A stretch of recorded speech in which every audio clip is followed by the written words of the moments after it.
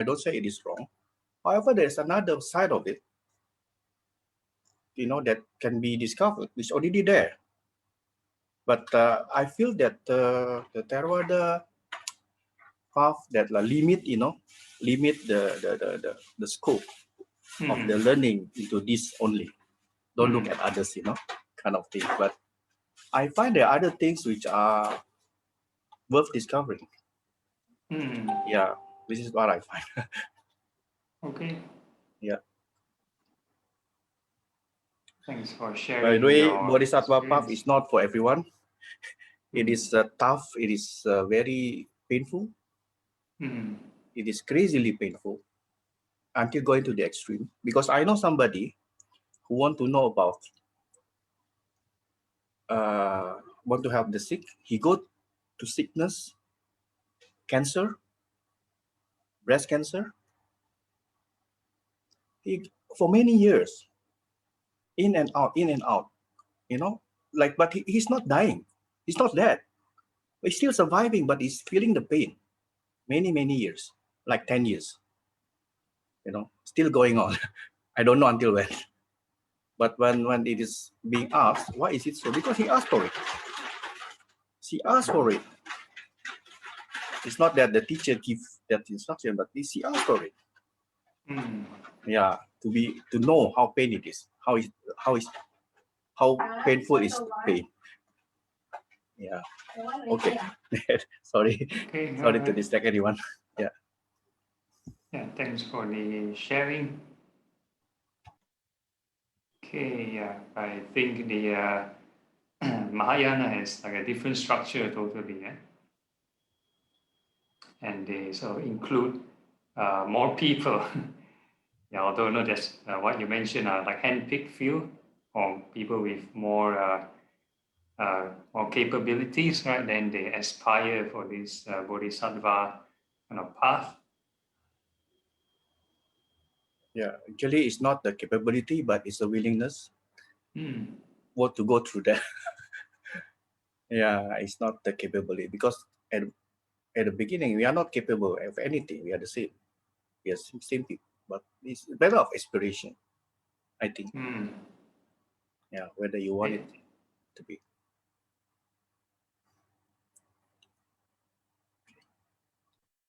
Okay, so now it's 8:30. We can have Terence to kick off. Sukyoto and good evening, everyone. Welcome to MSBS Weekly Guided Meditation by Phra Goh. Today is 16 March 2021 and the timeline is 8:31.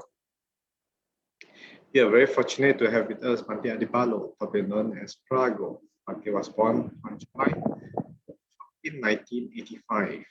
Bhante had his Bhikkhu ordination into the Theravada tradition of Thai Dhamma sect at Santi Forest Monastery in Johor, Malaysia in 2008. Today's guided meditation is a continuation from last week on fruits and fetters. They will be leading the homage to the Buddha and taking our 5 precepts from Buddhists.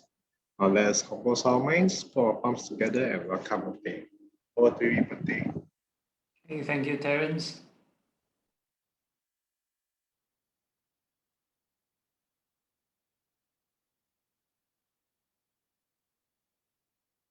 Okay, so we start off with the homage.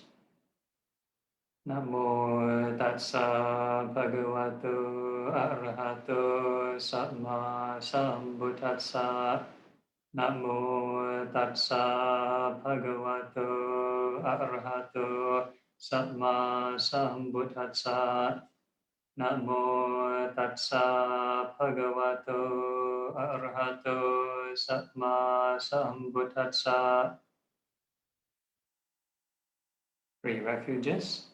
Buddhaং saraṇaṃ gacchāmi, Dhammaṃ saraṇaṃ gacchāmi, Saṅghāṃ saraṇaṃ gacchāmi, Dutiyampi Buddhaṃ saraṇaṃ gacchāmi, Dutiyampi Dhammaṃ saraṇaṃ gacchāmi, Dutiyampi Sanghang Saranang Gacchami.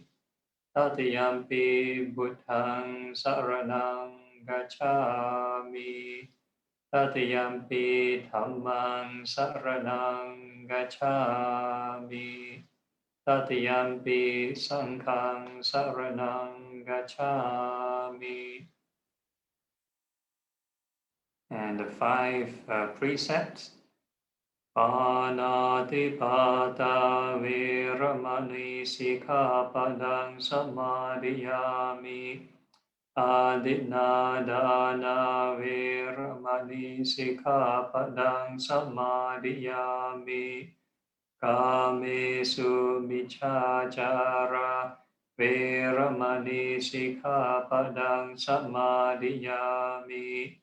Musawada Viramani Sikhapadang Samadhiyami. Suramiraya Majapamadatana Viramani Sikhapadang Samadhiyami. Sadhu, sadhu, sadhu. Okay, so good evening, everyone. We shall continue from last week's topic on fetters and fruitions. It's like an extension of the Maha Satipatthana Sutta, where we talked about these the stages, of sort of enlightenment. Yeah, people want to know the KPI, this key performance index. You want to know how far you've reached or how do you perform, basically. So next slide. So we've discussed in relation to this, the practice to these fetters, right? The more one removes the fetters, which is in the middle column, the more sort of purer you get. So that's the whole idea, right? So before we started the session, there was a small discussion on the Bodhisattva path, Bodhisattva path. So this is like another popular trend. I'm not sure in the Theravada tradition, but in the Mahayana tradition, that's like more or less like the standard kind of path, which most of the practitioners are advocating. But in the Theravada, right, what does this Bodhisattva path has anything to do with these 4 stages, right? So let's say in the Mahayana Buddhism, there's like 50 over stages of this Bodhisattva path. But for the Theravada tradition, there's no clear path. Right? Theravada, there's no clear path. It's not really sort of like written in the original kind of suttas, what the steps to take, what kind of vows to make, and what kind of practices. So it is in the later kind of treatises where people just say, okay, practice the 10 paramitas, right, the 10 perfections, until one day you might just get it. And there are a few reasons also scripturally in the Theravada suttas, right? There's not much mention of other pure lands or other sort of universes which you can sort of go and train. Yeah. So in the Mahayana department, there is HR department. You can be directed to some other place. So when there's a demand for for Bodhisattva or Buddha to appear, then there you go. You got another universe to go to. Whereas in the Theravada point of view, our scripture doesn't really mention so much on the multiverses. So it's just these 31 planes, right? This universe.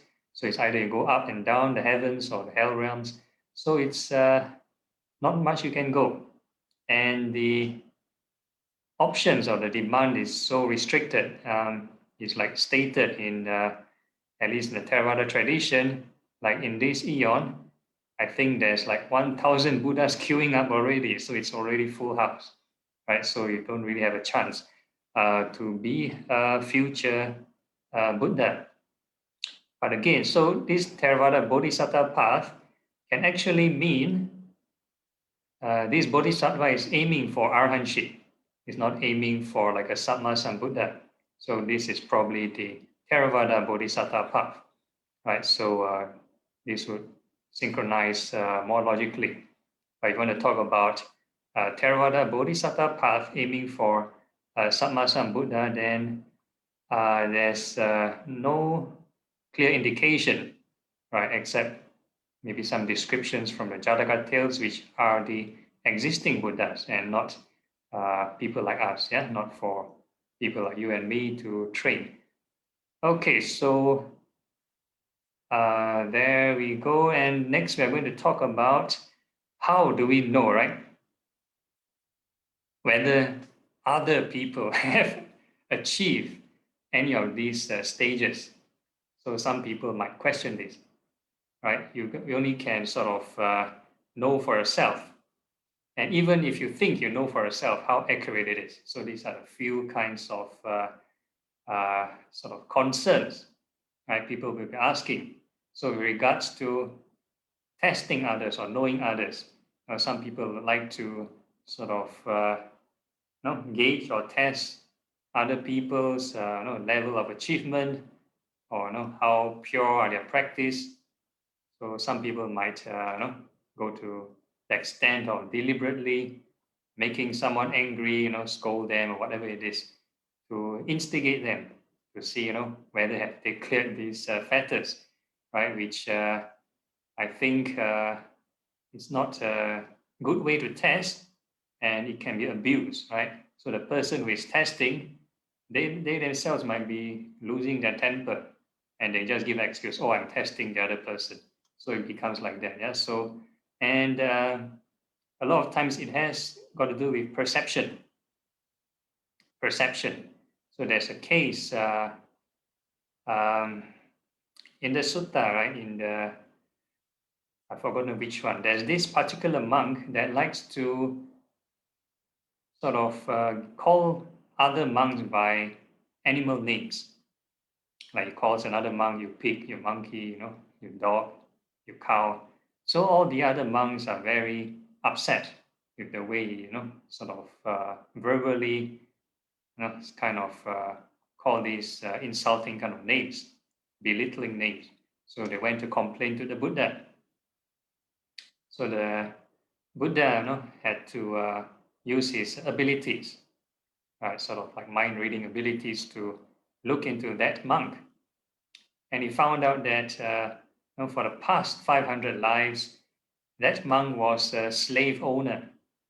So somehow it is his habit to call his slaves by these sort of low status kind of names, right? So when he became a monk in this current lifetime, right, he's sort of picked up his old habits and just called all the other monks by those names, right? Very belittling, very low status kind of names. So the Buddha found out that he has no anger when he calls out these names. So he told the other monks, right, that okay, this fella, this monk, somehow he doesn't have anger, when he calls you by those names. So please do not hold a grudge, right? It's his habit, since for 500 lifetimes. So so sometimes it's very hard to judge by somebody's behavior. So if you were to look at somebody's behavior, he behaves like this or that manner, so rough, maybe he hasn't cleared the fetter. So it's very hard to judge just by external behavior. Another good example is even Venerable Sariputta, the wisest disciple of the Buddha, who doesn't have these psychic abilities, right? One day he met this Buddha's cousin, which is also another monk, a new monk, in fact, this Venerable Bhadia. So Venerable Bhadia is already an Arahant, an enlightened being. So is Venerable Sariputta, right? But Venerable Sariputta is more senior as a monk. So when they both cross paths, so it is a standard protocol for the junior monk, which is this Venerable Bhadia, to clasp their palms together and pay respects to the senior monk, which is Venerable Sariputta. So this Venerable Sariputta, seeing this Venerable Bhadia being a new monk and being very respectful to him, so he decided to give him a Dhamma talk, a sermon to rouse him to put in more, or rather give him more inspiration to practice the Dhamma. So this is Venerable Sariputta's point of view. So he started to give him a Dhamma talk, and the Buddha walked past. The Buddha walked past and saw what happened, and he called for Venerable Sariputta to come over. He said, "This Venerable Bhadia already reached enlightenment. You don't have to rouse him to practice the Dhamma." Right. So again, right, this is even for the wisest disciple of the Buddha who can't even judge who is enlightened or not. So who are we, right, to judge who is pure and not pure? So this is my point of view. So, and again, nowadays there are different schools, different traditions of Buddhism. And each school, in fact, sometimes it's a very new lineage or small lineage, might come up with their own treatises on the stages of practice. So there are different ways of sort of interviewing or testing their students. So I give an example, maybe a very gross example. Let's say in the Zen tradition, there's the Mahayana tradition, right? So I always like to give the example of this Bodhidharma, the first, the Chinese Zen patriarch. So he's the first Indian to went over to China, right? So he has these 4 disciples. So in the Zen tradition, they have to pass the baton to the next patriarch. So he has to find the next successor, right? So he has 4 close disciples. So he decided to hold an interview to test how far have they learned. So the first disciple was being called, and he was asked, what have you learned so far? So the first disciple said, "Oh, okay, this whole body is made of the 32 parts, disgusting parts of the body, made of sweat, blood, pus, the bones, organs, and everything. So from head to toe." So this is what it answered to this Bodhidharma. So the Bodhidharma laughed aloud. Haha, okay, you've just got attained my hair or the skin only. You haven't penetrated much depth, right? You just reached the surface. So this fella, he left, and he called in for the second student.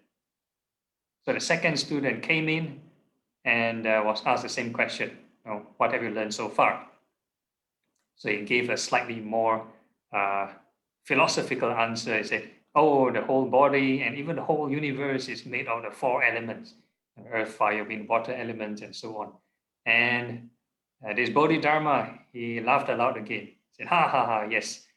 Now you've only achieved the skin, right? The Dharma, skin of the Dharma." So he asked the second student to leave, and the third student, right, came in, and he was asked the same question, right? What have you learned so far?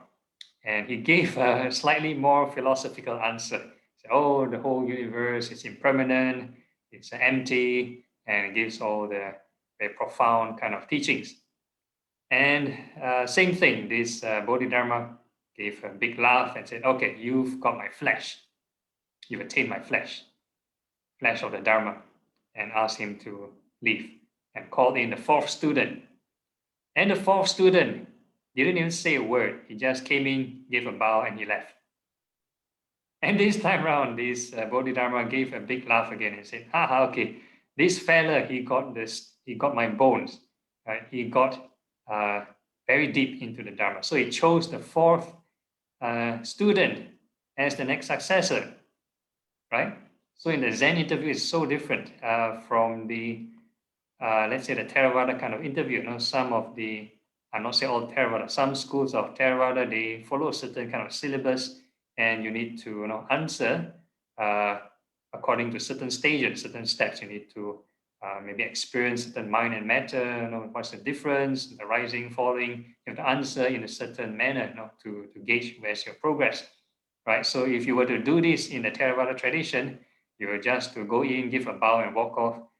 Yeah, the instructor or the teacher will probably tell you, okay, you've got nothing, right? So again, it's case by case basis, right? Based on each community, different context. So there's no way, to sort of judge others, other people's purity. So even in the 6 qualities of the Dhamma, right? We always chant, this maybe not in this MSBS session, but for most Theravada temples, you can check out the 6 qualities of the Dhamma, right? The second jewel of Buddhism, Dhamma. So they always, the last sentence would be, right, to know, to be seen by the wise, each for themselves. There's the Dhamma, to be seen by oneself. So you only can test and experience for yourself. So if, let's say, you get angry or you get greedy, right? So when you desire, this is the kind of stress or tension you create for yourself. So you will know for yourself. But if you apply the right thoughts, right? So when this greed and anger gets reduced, you will experience for yourself as well, right? So to fully, overcome these, all these 10 fetters, right? You need to practice until you reach certain levels of happiness or contentment that these 10 things won't affect you. So that's the whole idea. So only you can gauge for yourself, unless you have abilities like the Buddha or some arahants who have this ability to know other people's minds. Then that will be the litmus test, right? And then the next question is, are there still these pure people, for these 4 stages of people in this world, right? So the answer is based on the Buddha's last, one of the last few statements the Buddha made before he left the world, before he passed away. He mentioned that as long as there are people practicing the Noble Eightfold Path, then there will be arahants in the world. So it's quite clear, as long as we, sort of the practitioners or the disciples of the Buddha were to continue, uphold and practice this Noble Eightfold Path, then things should be okay. But then again, it is also predicted, this is the, or not predicted, it's mentioned that this is the Dharma degeneration age. Dhamma degeneration age, yeah? So we need to put in more effort to sort of maintain this practice. Okay, so I shall move on to the next slide. Okay, so now the issue is, in the previous series, when I talk about Maha Satipatthana Sutta, there's so many components. Mindfulness of the body, there's 6 components to practice, mindfulness of feeling, then mindfulness of the mind, so many mind states, and the mindfulness of the Dhamma, so many. So this is the simplified version. You can actually take any one of them. So the universal or the standard or the simplified way to explain how to clear off the 10 fetters is to use this contemplation of the 5 aggregates. So this is the Q&A session between this Venerable Isiddhata and a lay disciple. So a lay devotee is asking this monk, Venerable Sir, how does self-identity view come into being? So probably has 2 components, the sense of self, which is the one of the last 5 fetters, which is the conceit, and the identity view, the personality view. So it can be both, yeah? Come into being. And there is the case, householder were an uninstructed, run-of-the-mill person. who has no regard for noble ones, not well-versed or disciplined in the Dhamma, who has no regard for men of integrity, is not well-versed or disciplined in their Dhamma, assumes form to be the self. So this is the first aggregate, form. Right? So we assume form to be the self, like the physical, tangible stuff in the body to be self. Or the self as possessing form. Well, self can possess form. So this is the second assumption. That means the I, the sense of self, can come into this form. Right? So this is another kind of assumption. Or the third one, or form as in the self. So this physical form is within self. That means a bigger entity. Or the self as in the form. So the I, the self, is inside the form. Could be inside the brain, inside the heart, whatever it is. Okay? Then, likewise for feeling, right? So the same few assumptions. Either you equate the self to the feeling, or the self-possessing feeling, right? Or this feeling as inside this the self, or the self inside the feeling. And likewise for perceptions. Perceptions are basically memories. Everything you observe, you label something, that is perception. And mental formations, right? The moment the thought is being formed. Some people call it karmic formations. And the last one, consciousness. So these are the 5 aggregates. Right? So you have form, feeling, perception, mental formation, and consciousness. So these are the 5 components of our attention. So when you pay attention to something, these 5 things will appear, or these 5 things exist and are part of our attention. Right? So this is how self-identity view comes into being. So he's explaining dependent origination in a very simplified manner. Okay, next slide.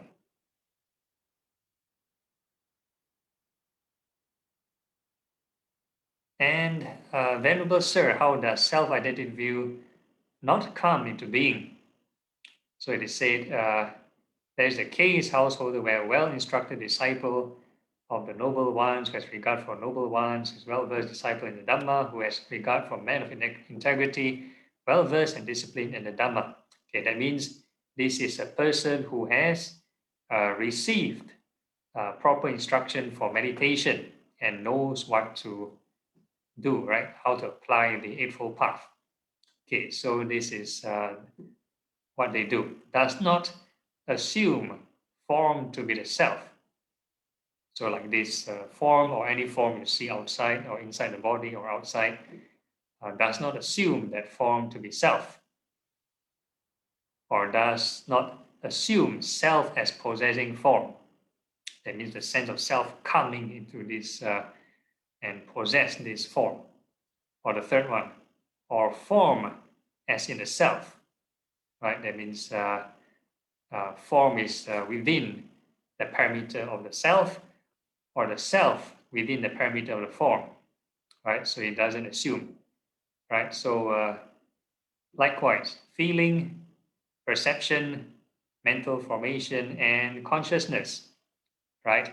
This is how this self-identity view does not come into being, right? So then the next question is how to assume and not assume, right? How to not assume. To assume is very simple. It's default programming. I feel that I am no, this is me, right? So it is already inbuilt. It's default programming. But how to not assume? How to practice not assuming? This form to be the self, and so on. Okay, so we move on to the next slide. So this is another sutta. It's a conversation between a new monk and this Venerable Sariputta. So this new monk is asking this Venerable Sariputta, which is the wisest disciple of the Buddha, Sariputta, my friend, which things should a virtuous monk attend to in an appropriate way, or any practitioner. It doesn't have to be a virtuous monk, right? So he replied, a virtuous monk, Kotita, my friend, should attend in an appropriate way to the 5 clinging aggregates. So the 5 clinging aggregates is what we mentioned before: form, feeling, perception, mental formation, and consciousness, 5 things. So this is what a person should think to unassume this self. So there's a process. So what is this process? It's actually part of the right thought, right? So there you go. There's a whole list. It's highlighted in red. So inconstant, that's one of them. So we always talk about impermanence, rising and falling, birth and death in our meditation. Then next one is stressful. That means dukkha, or suffering. And the third one, disease. Right, and the fourth one, cancer, and arrow, painful, and affliction, alien, dissolution, emptiness, non-self. Right, there's so many things to reflect. So in our session, we just use one, which is inconstant. So whichever one you use, my advice is make sure it is evidential, it's observable. Don't start off with something profound like emptiness. No, emptiness, then it's like, then you end up going into the theory, intellectualized emptiness, and you're not really observing this phenomenon as empty, right? So not easy to contemplate this emptiness. Whereas impermanence is something more obvious. When you breathe in and out, obviously, there's something impermanent. Whereas the other kinds of reflections, let's say emptiness, requires, some kind of conclusion before you need to think through, this the logic before you can come up with the conclusion that it is empty.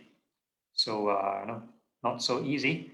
So if you want to talk about something more evidential and can be applied instantly, I think impermanence is the most effective, most efficient, and also mostly mentioned in the Maha Satipatthana Sutta. But if you have affinity with any of the rest of the reflections, disease, cancer, arrow, emptiness, whatever, do feel free to use them and engage to know whether you are progressing or not, is whether you are more detached or more peaceful, more relaxed after the practice. So if the more you practice and you reflect and you get more anxiety, more stress, then something is wrong. Then you need to troubleshoot and maybe change that kind of reflection. Okay, and it is possible that virtuous monk attending the appropriate way would to these 5 aggregates as inconstant and so on and so forth would realize the fruit of stream entry. Right, so this is the stages of insight. Right, so probably the later treatises on meditation will give so many steps. Like let's say the Visuddhimagga will give you 16 steps of insight. And the predecessor, a treatise before Visuddhimagga called the Vimuttimagga, has 6 steps. And this sutta, right, this Silavan Sutta, only 1 step. So you just practice one thing, becomes stream entry. And the next slide. So this is from a normal person who wants to get purer and become a stream enterer, right? He has to reflect in this way. So he asked the next question, how should a stream enterer practice and go even purer, right? So Venerable Sariputta answered the same thing, do the same thing. Reflect the 5 aggregates as inconstant, stressful, disease, blah, blah, blah, non-self. And they will reach the fruit of one's returner, the Sakadagami, right? One's returner. And the next slide. So the next question, same thing. How about one's returner, how to practice and go higher from there? And Venerable Sariputta answered the same thing. Just do the same thing, do the same step, right? Reflect 5 aggregates as impermanent all the way to non-self, and you realize the fruit of non-returning, anagami. That's the third stage of enlightenment, very close to the end goal. Okay, next. And the last one, how about a non-returner? How should they practice and finish their training? And Venerable Satipatthana said, same thing, right? Do the same thing. Reflect the 5 aggregates as inconstant, all the way to this non-self, until you reach the fruit of arahantship, full enlightenment. So this is the answer from the wisest disciple of the Buddha. Not so complicated, right? Just one step. So earlier on, the previous series where we talk about this Maha Satipatthana Sutta, so many categories, but everything can be also be how to call it, found inside the 5 aggregates. When you want to perceive the body, that is part of the 5 aggregates, right? The form is part of the body, right? Perception, right? When you perceive it, that's also part of the body, right? So there's mindfulness of the body. You use the 5 aggregates. And if you pay attention to feelings, that is also part of 5 aggregates. The mind is also 5 aggregates, right? This feeling, mental formation in consciousness is part of the mind. And the Dhammanusati, mindfulness on Dhamma, that covers these 5 aggregates. So everything, right? In the first noble truth, right? The Buddha mentioned 5 clinging aggregates is this suffering, right? In short, right? We talk about birth, aging, sickness, and death, all the things that you're unhappy with, not getting what you want. But the last point in the suffering, the Buddha mentioned, in short, the 5 clinging aggregates is dukkha, is suffering. So he's trying to summarize everything you perceive in the world is due to these 5 clinging aggregates.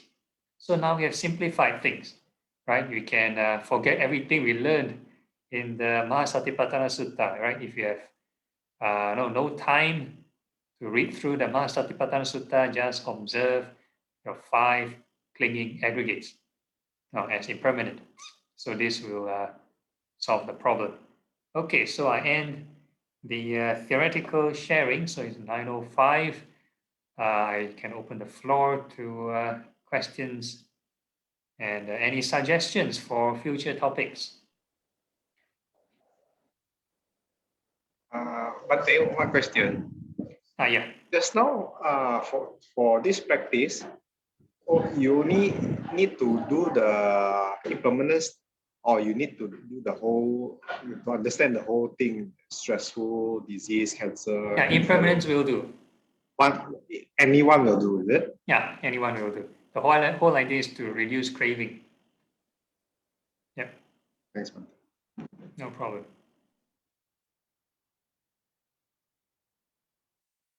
Any other questions? And then in the comments on the Facebook, or you can type in the questions here on Zoom, yeah?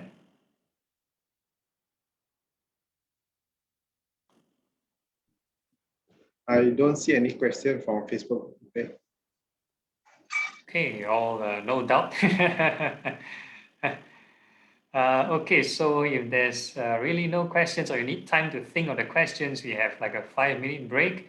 You can do your stretching, go to the washroom so that during the sitting session, you won't have so much restlessness and pain. Yeah? So we can have 5 minutes of short break, and we'll see you later for the guided meditation. All right, see you later.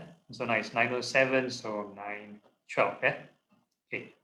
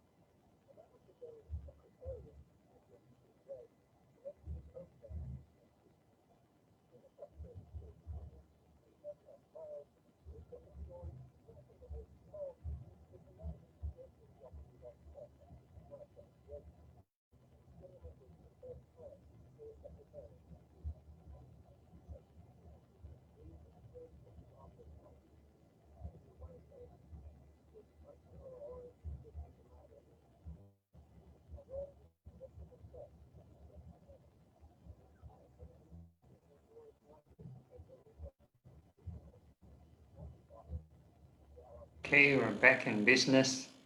Let's see who has returned.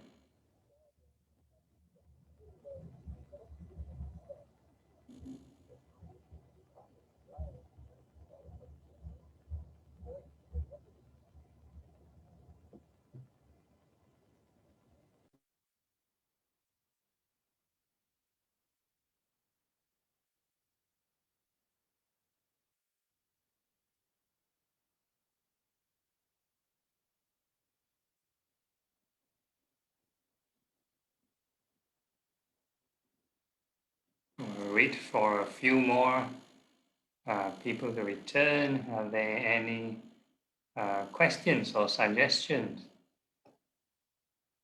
for the next session?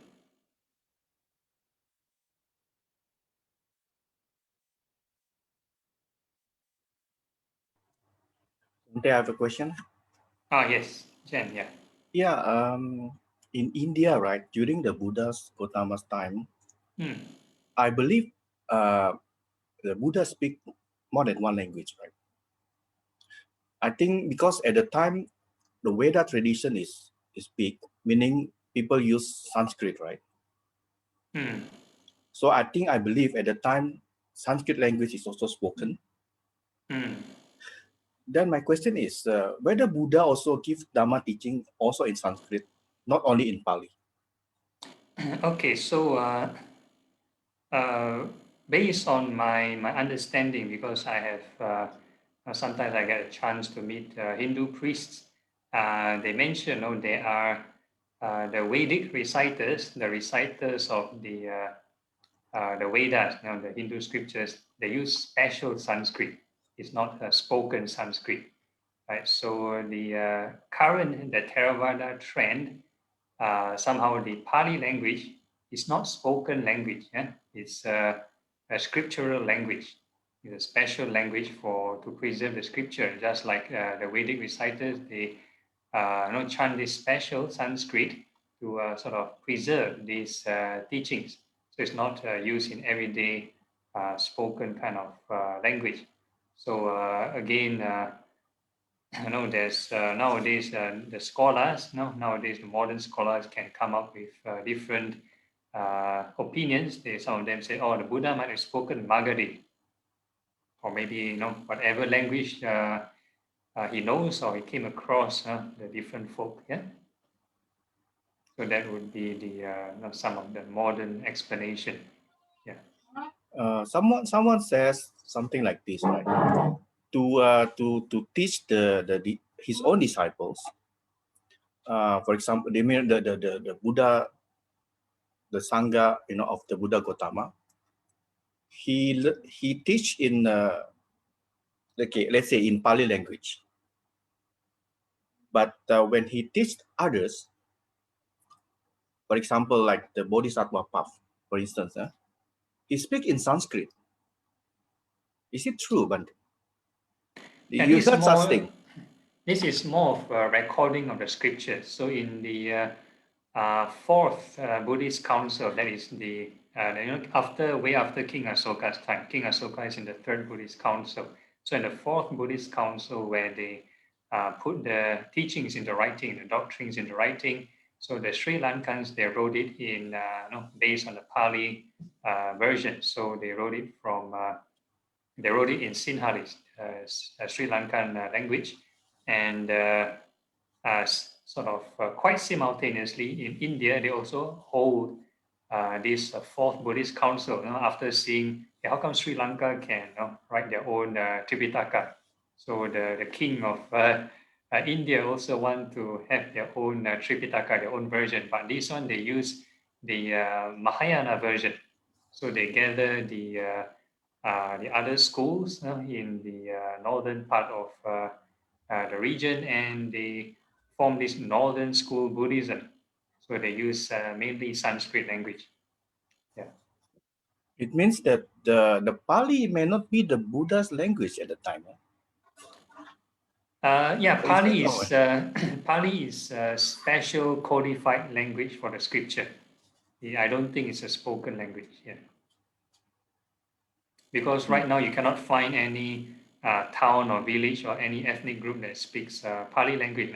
That trains their children, say hi, daddy, mommy in Pali language. You have to purposely go to a Pali college or Pali kind of university to learn the Pali language. So it's a matter of the community that want to preserve the Tipitaka, that what language they want to use. Then they use, one is using Pali, the other one is using Sanskrit. Yeah, But correct. it's not necessarily be the language that the Buddha himself spoke. Yeah, correct. Yeah. I see.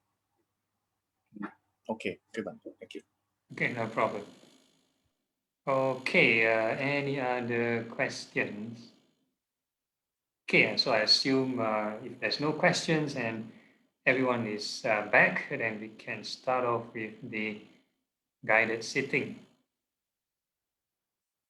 Yeah, so you can, yeah, everyone turn off their mics already. Okay, then we can find a comfortable sitting position.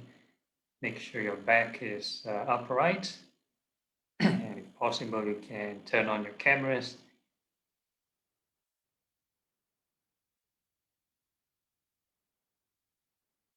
All right, so the first phase of the meditation, we are doing a bit of visualization. Right? We are going to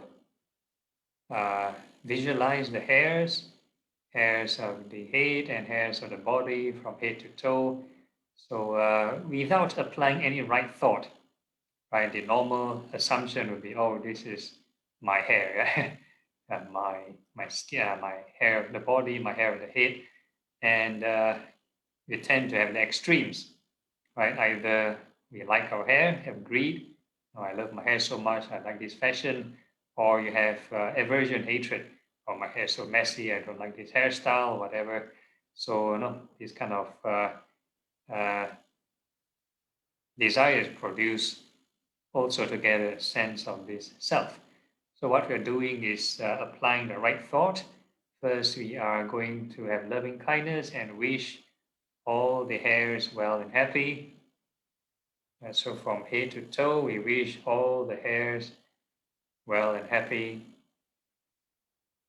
to overcome the craving of hatred.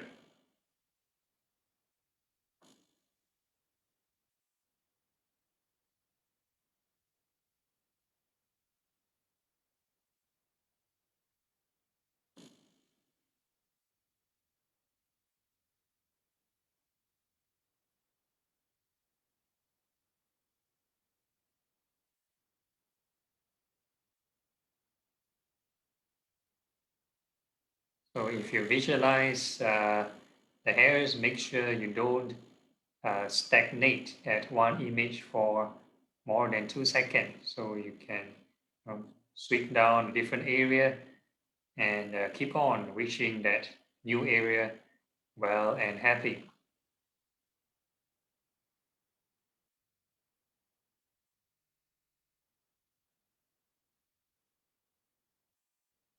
Once the mind sort of idle for more than 2 seconds or stagnate at an image, definitely daydream. Yeah?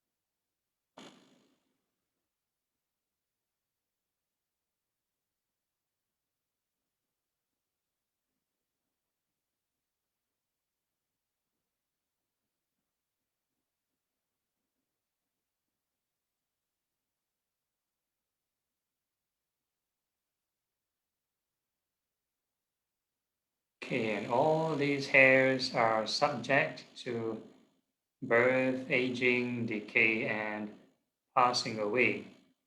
Right? Basically, they are impermanent. So, right, they grow long, right? They get dirty, oily, sweaty, and they turn white. Sometimes they have cracks or splits, and eventually they fall off. Every day there's lots of hairs falling off, and it's good to repeat the cycle, birth and death cycle, as many times as possible. The more impermanence, the more detachment.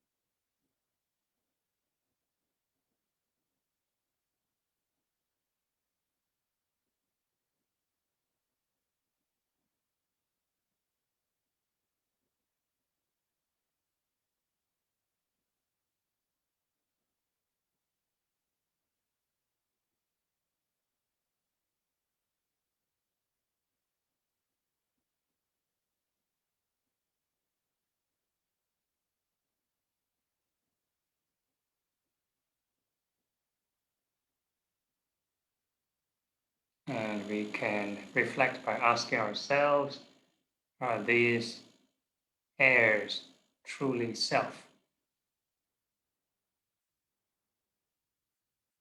And we tell the hairs not to go through this birth and death.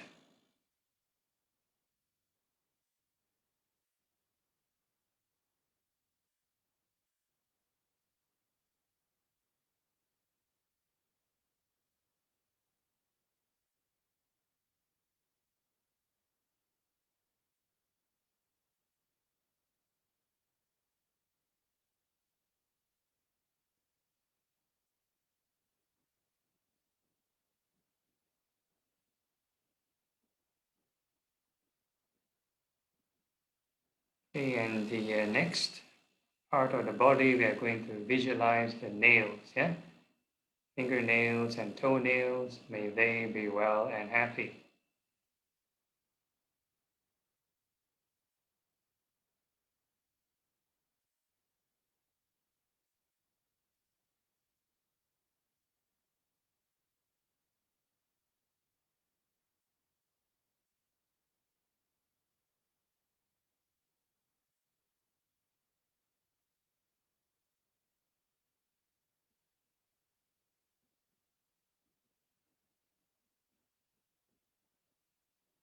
And all these nails are subject to birth and death. So they grow long, collect dirt, and they go through wear and tear, scratches, cracks, and they even chip off.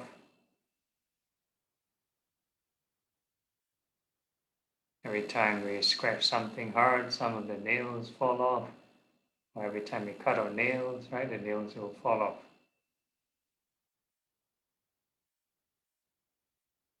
Then we keep on thinking of the birth and death cycle of the nails.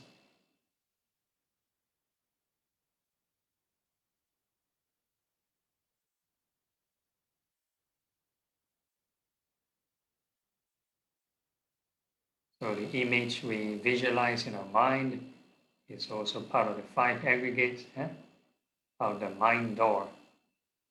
We have this, using the sense of thinking, right?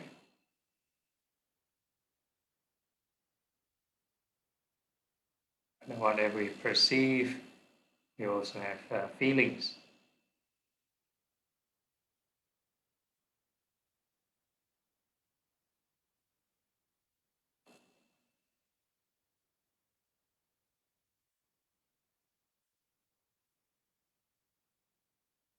So as long as you keep on thinking of the impermanence of the nails, birth and death of the nails, the five aggregates is also part of it.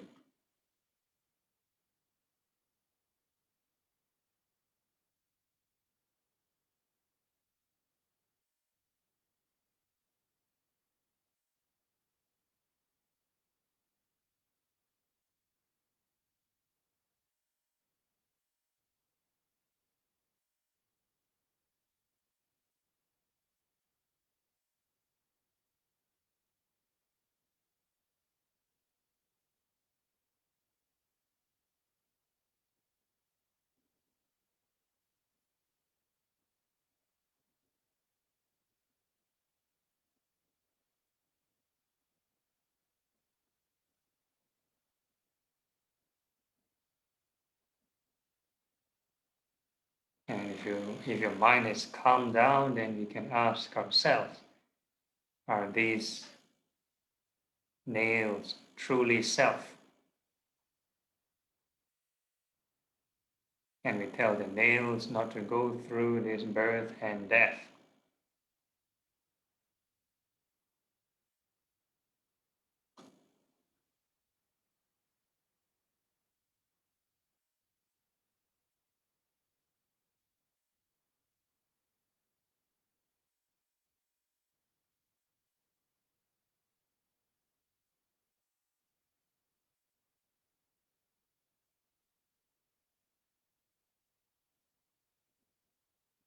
Okay, then the next part of the body, we can visualize the teeth.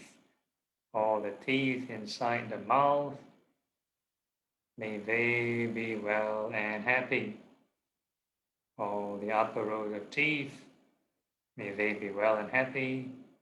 And all the lower rows of teeth, may they be well and happy.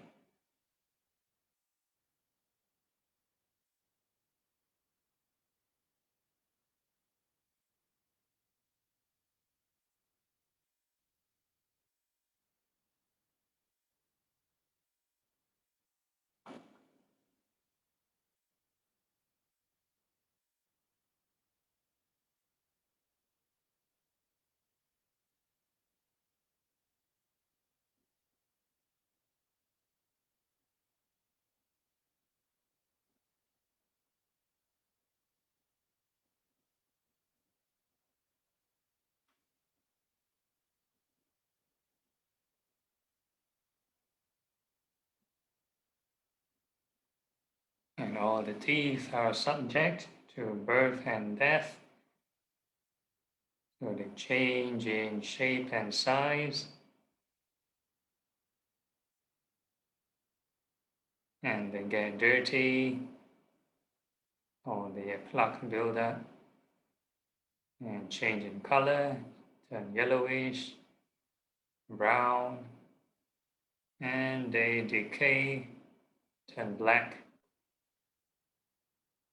start to have tooth cavities, and they grow holes, and they get loose and shaky,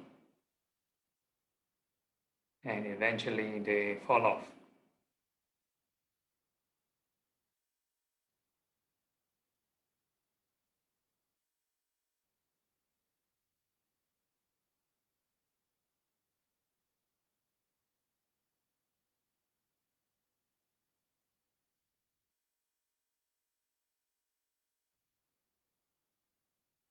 And every time we bite something hard or grind our teeth, right, some of the teeth will also wears out.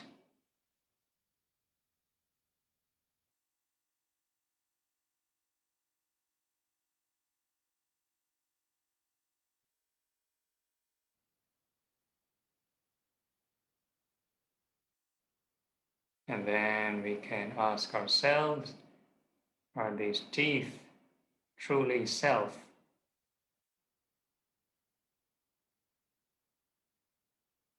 And we tell the teeth not to go through this birth and death.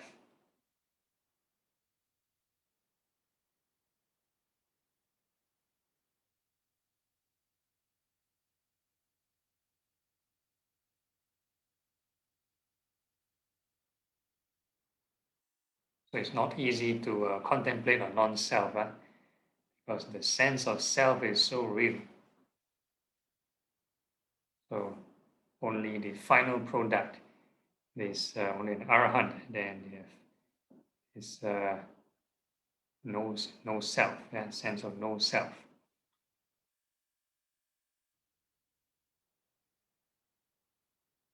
So no matter how many times we contemplate on a non-self, the self is still there.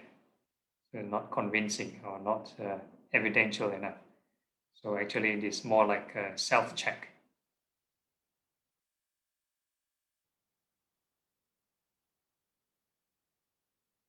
Okay, then the next part of the body, we are going to visualize the skin. So we're going to wish all the skin well and happy from head to toe.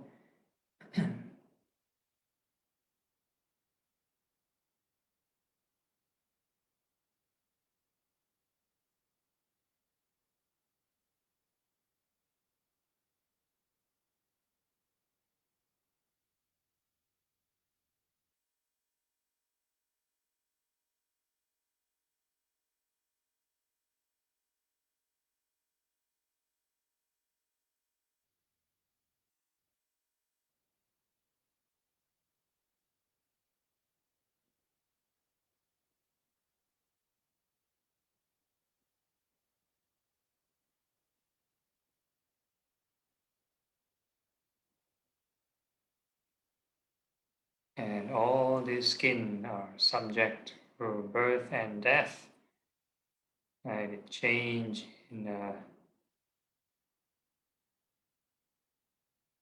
this texture and elasticity.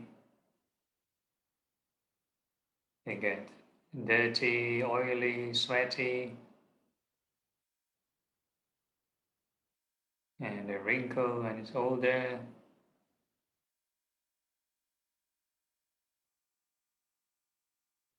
Sometimes all kinds of skin problems, skin irritation, rashes, boils, pimples, cracks, etc.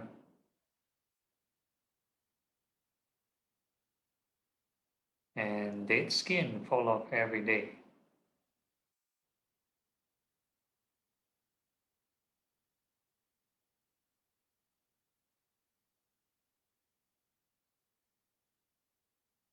And we can keep thinking of the birth and death cycle of the skin.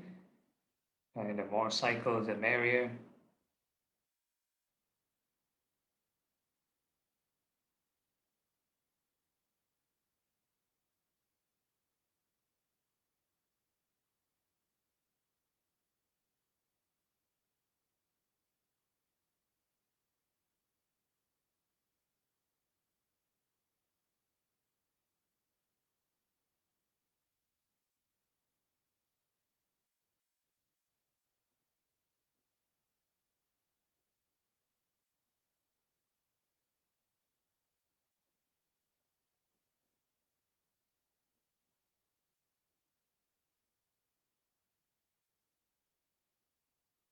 And we can ask ourselves, are this skin truly self?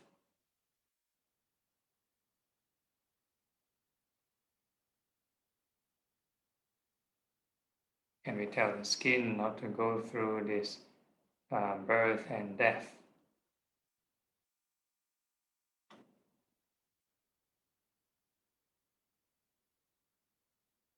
And beneath the skin, there's actually a layer of fat. Right, so we're going to wish all the fat below the skin well and happy from head to toe. And if you cannot visualize the fat, we just feel the sensations beneath the skin. Whatever sensation, we just wish it well and happy.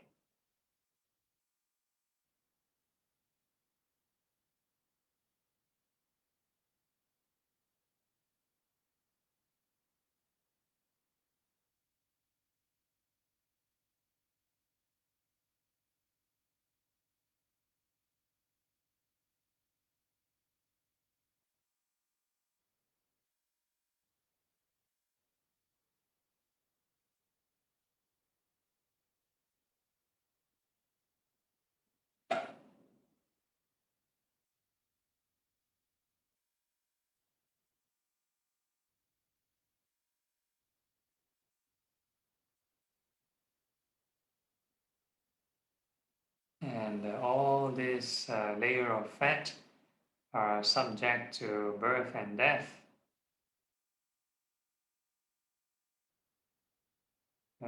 Sometimes they get used up by being burned.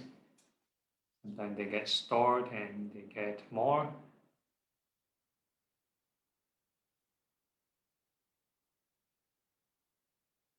And some people get more storage than being burned. And some people get skinnier and they get to burn more fat.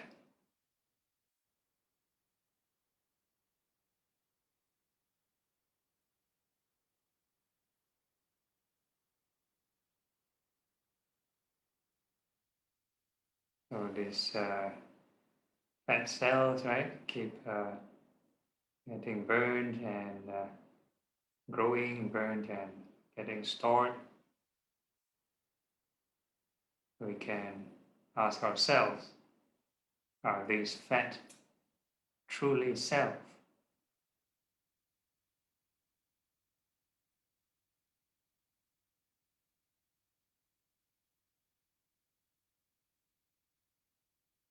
And we tell the fat not to go through this birth and death.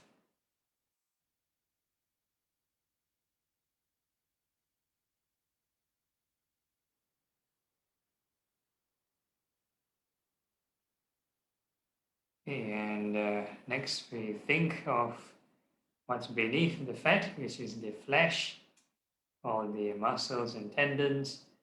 So from head to toe, right, all the facial muscles, all the way down to the feet.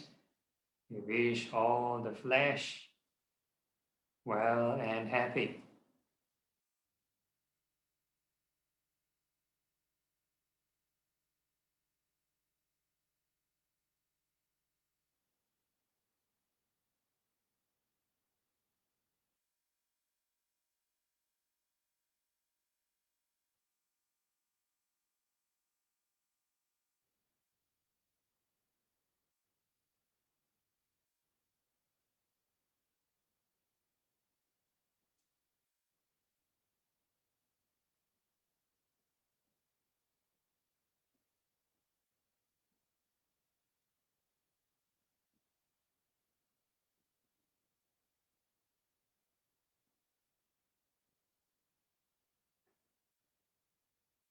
And all this flesh are subject to birth and death.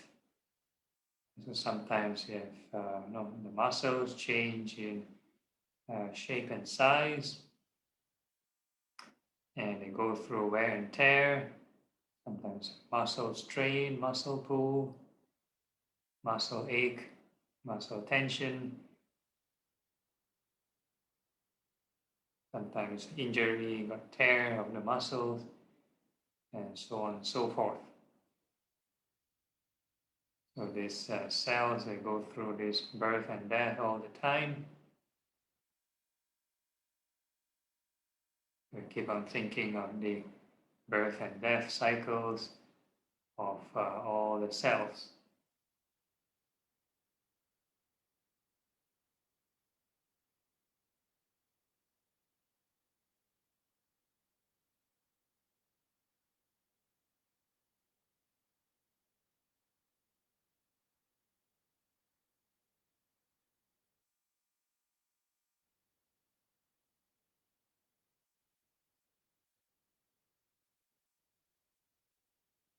And we can ask ourselves, are these flesh truly self?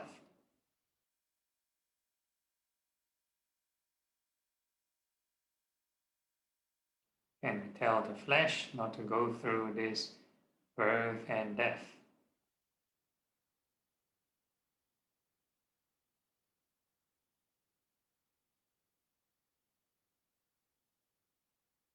And beneath the flesh is the skeleton, yeah? All the bones.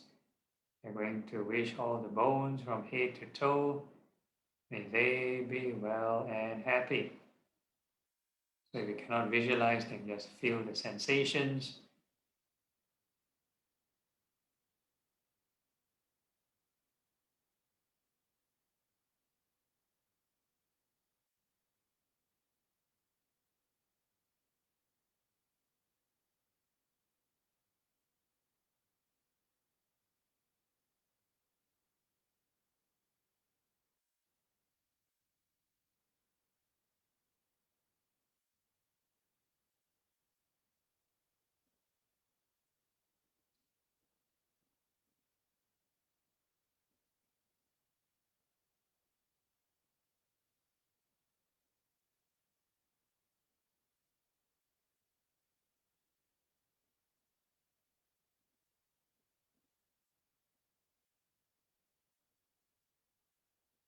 And all these bones are subject to birth and death.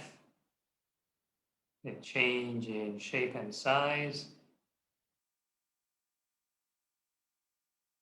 Sometimes they wear and tear, micro fractures, or even fractures.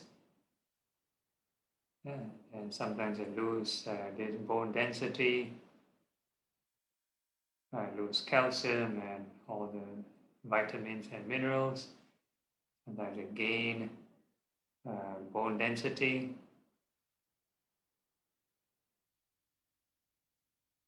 So keep on thinking of the birth and death of the bone cells. Yeah?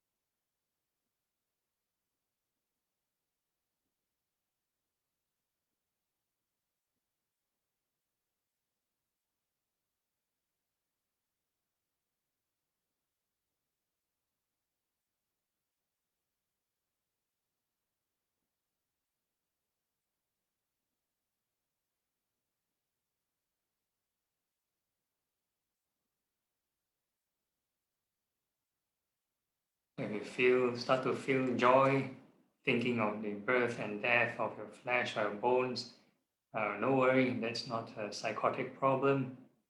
No, it's Dhamma joy, it's reduction of craving.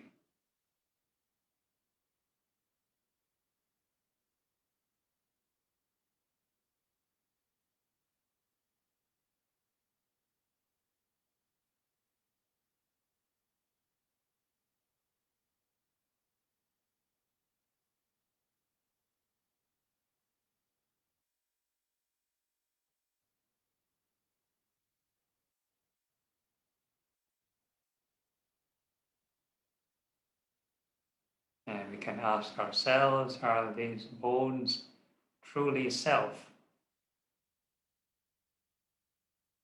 Can we tell the bones not to go through this birth and death?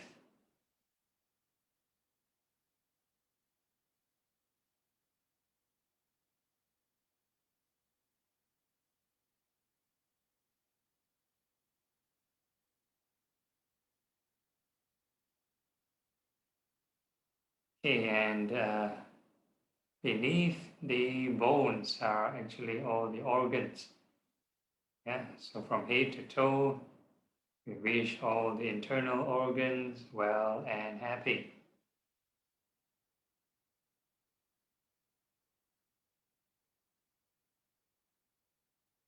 So again, if you cannot visualize your organs, you just feel the sensations inside the body.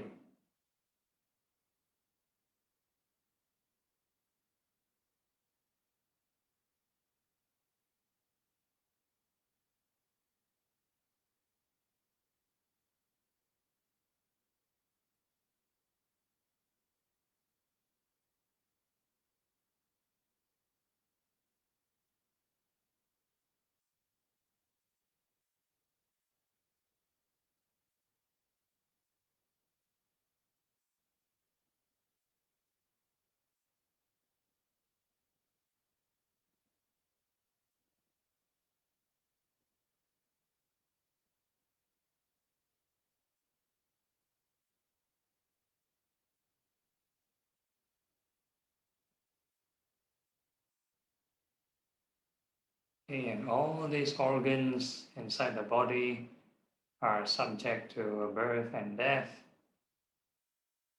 Right?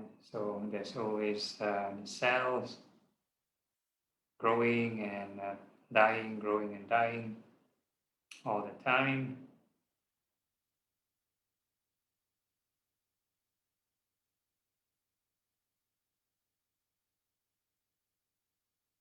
We keep on thinking of the birth and death cycle. of the cells of these organs.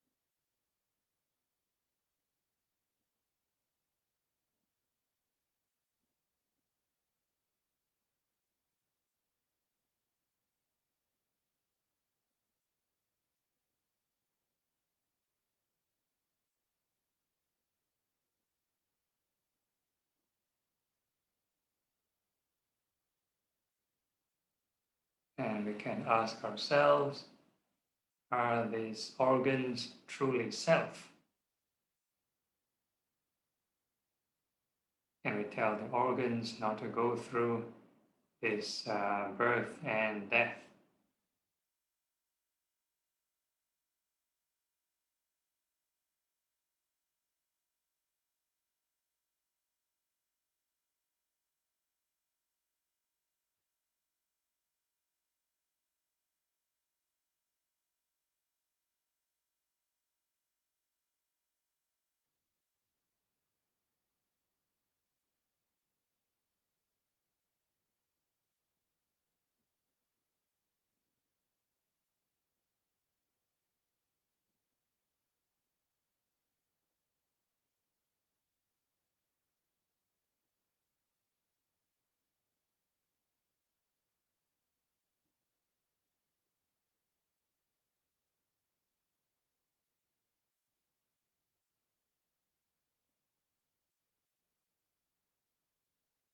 So we have already checked, right, all the body parts from outside to inward.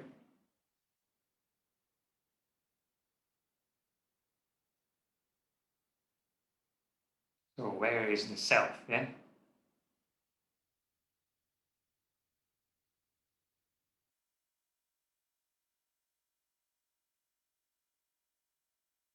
Okay, and we are moving to the next part of the meditation, which is radiating loving kindness.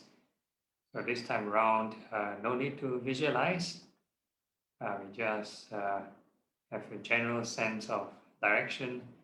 Just wish all beings in front well and happy.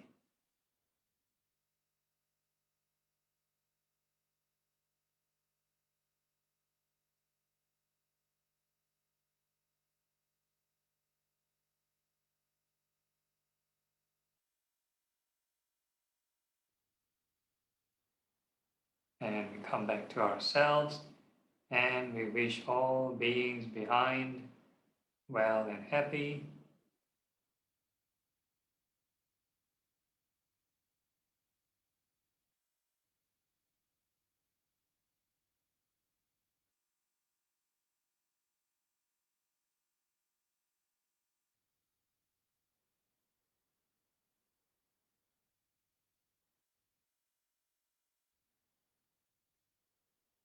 And we come back to ourselves and we wish all beings on the left well and happy.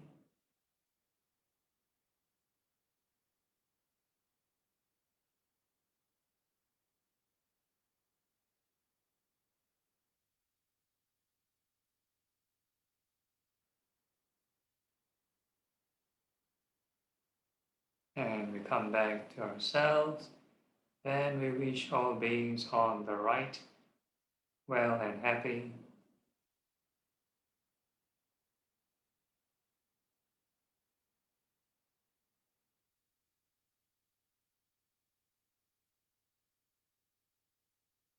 And we come back to ourselves and we wish all beings above well and happy.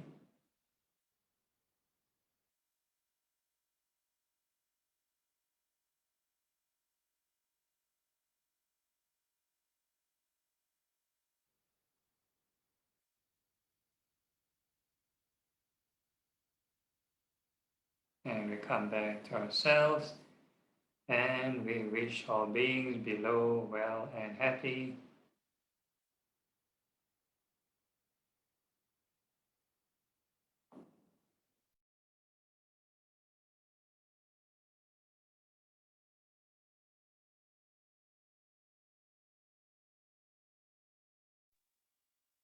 And we come back to ourselves.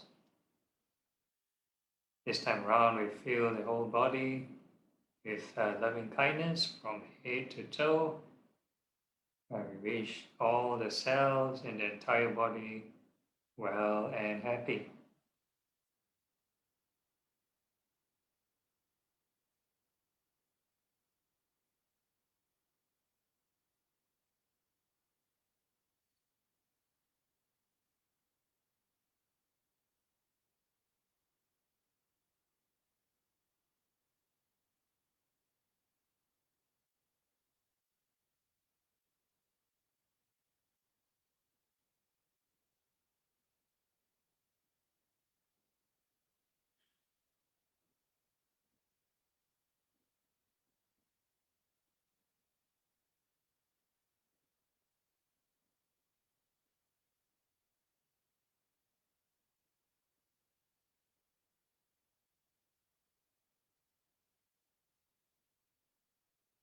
And eventually, we are going to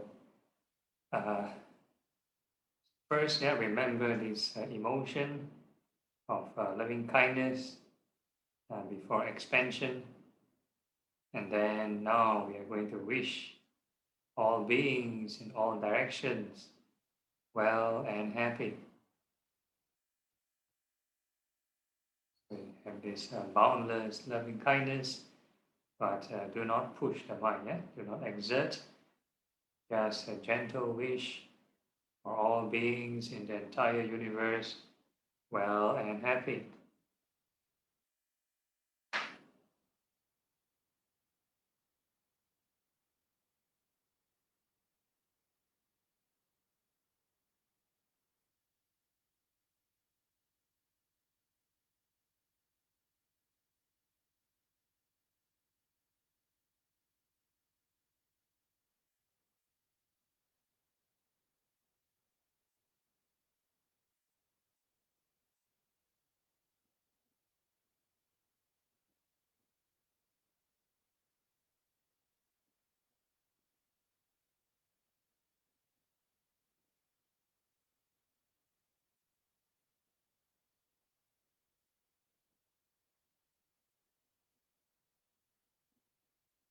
So as the mind expands, whatever new sensation that arises as well, you can wish it well and happy. So all beings and all phenomenon, all perception, all formations, may they be well and happy. All part of the five aggregates.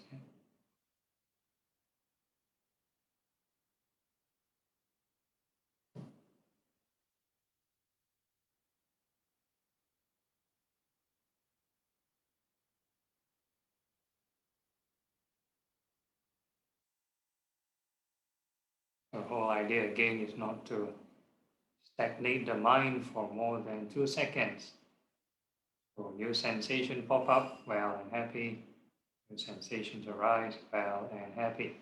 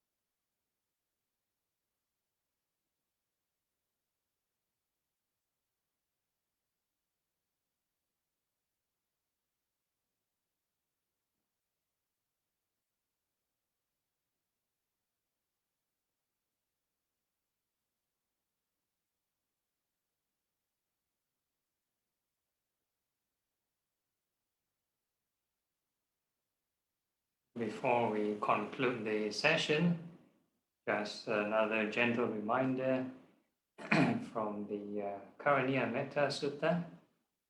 Right, long as one is mindful of this boundless loving kindness, be it standing, sitting, walking, or lying down, and this is the highest conduct. And with that in mind, we can physically conclude the session, but mentally, still generate this right thought and right mindfulness. Okay, so we can open your eyes if you're ready.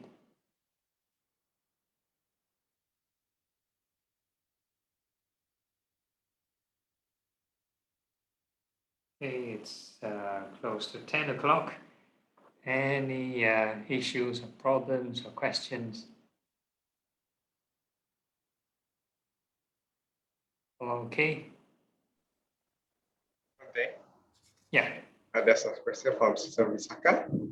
Oh, okay, sure, yes. Ante, this is such a good practice for non-self and non-clinging, especially leading to the death. All roll into one. Such a useful practice. Thanks for it. The whole body is an ongoing process on its own without our control. It's like a nicer version of Subha practice. Please comment. Is this what you hope you will realize? Yeah, so we incorporate this insight, this vipassana element inside the Asubha practice, because the visualization is also part of the 5 aggregates. So the standard practice or the more traditional practice is just to visualize one part of the body as it is, maybe the teeth. Then there's no contemplation of decay. So some people may have different agenda or different intention when they practice this visualization. So they don't seek to sort of purify themselves. Yeah, they end up they want to visualize and develop concentration through this visualization and develop some other stuff. Yeah, which is not the main objective of the practice. Okay, so yeah, so this is the yes, so that's the correct. Yeah, your comment is correct. The whole body is always changing, is impermanent, right? So it is a Asubha practice, but in line with the Maha Satipatthana Sutta. Yep. Bante, earlier on the Dhamma sharing was regarding the inconstant part of the clinging aggregates. So this meditation that we just go through is actually related to this, is it? What's your first point again? The Silavan Sutta says yeah. the 5 clinging aggregates are inconstant. So we Yeah, are correct. supposed to focus on this one. So Yeah. is this practice now related to this actually? Yeah, all the practices that we've incorporated so far, like any meditation object has these 5 aggregates and these impermanence. In fact, without meditating, whatever you're thinking now or whatever you're seeing or hearing has the 5 aggregates. So it's either we reflect or don't reflect on impermanence. So if we don't reflect on impermanence, then we just let the opportunity pass by, and we don't grow in wisdom. But if we are reflecting on impermanence as we are talking, seeing, hearing, smelling, tasting, touching, then that is trying to gain this wisdom from this every moment. My point is actually because you earlier on you said if we just use this as a object of meditation, the inconstant or impermanence.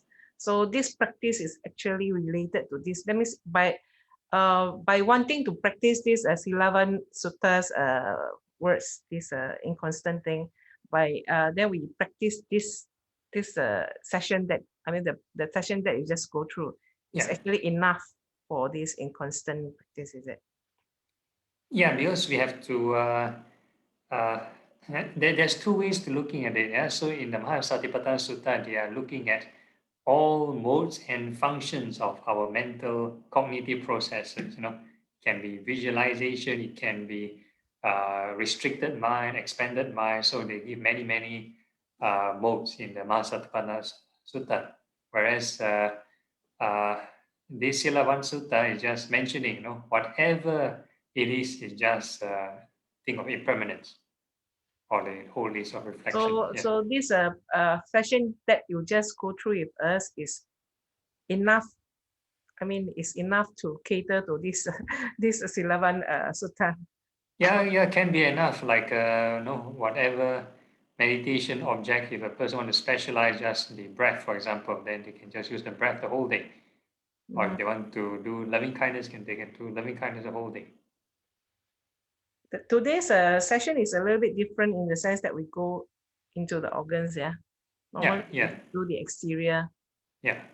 So is it better to do up to the organs? Up to you. Up to you. I think it's okay. Yeah, it's fine. It's quite good. Actually, I like it. Yeah. Thank you, Sadhu. Yeah, because the full practice mentioned in the Maha Satipatthana Sutta, right? Impurities of the body is not everything, right? But interestingly, in the monastic ordination, we just do the external parts of the body. Our ordination ritual, the preceptor, the people who ordain us will tell us, hair of the head, hair of the skin, nails, teeth, and the skin. That's all. 5 things.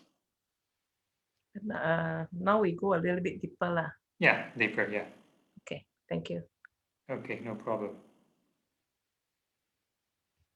Any other questions or issues? Yes, Jen, yes. You must unmute yourself first.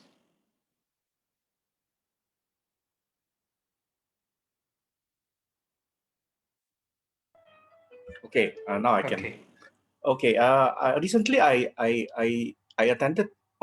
I watched the international Buddhist conference. Between the Theravada and the Mahayana masters. About meditation. Also, they talk about meditation, and then one of the Theravada masters says this.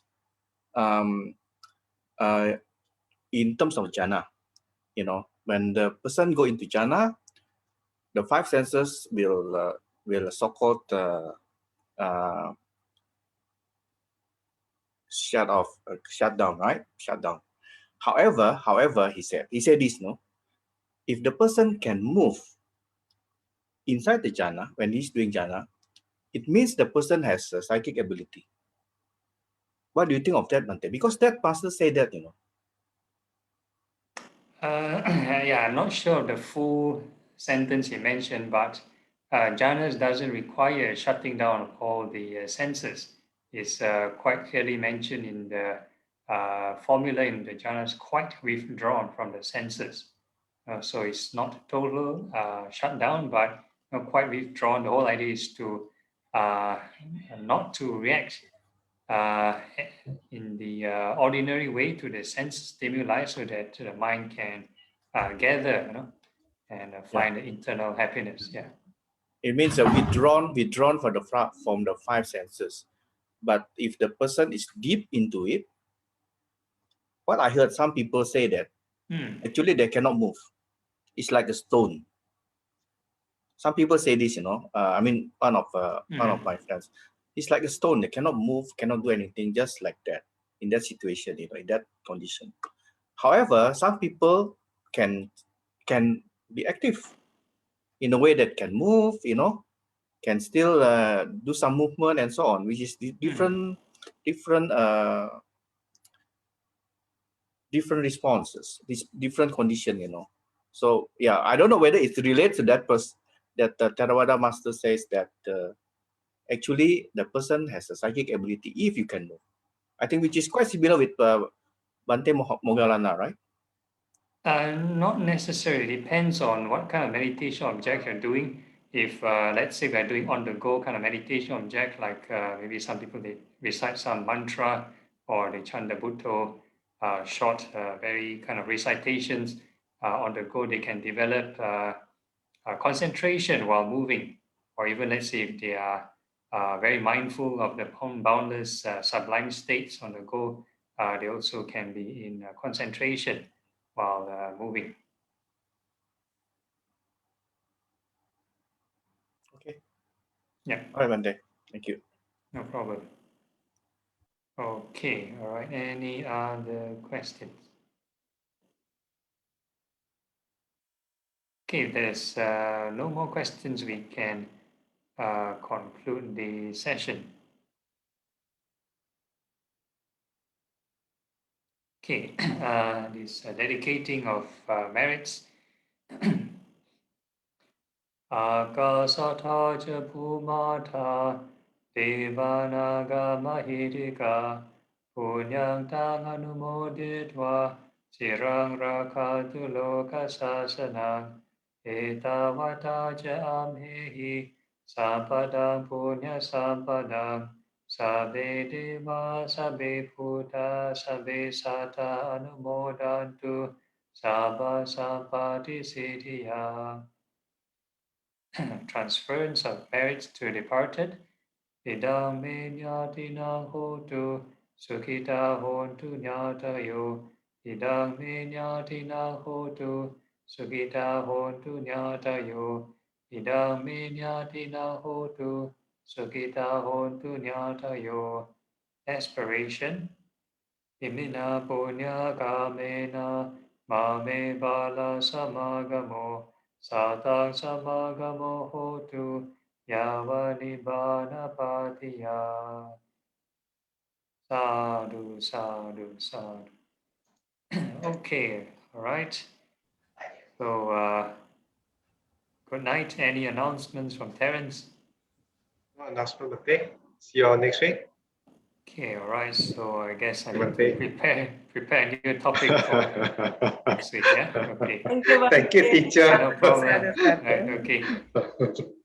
Thank Good you. night. Good night. Good night, everyone.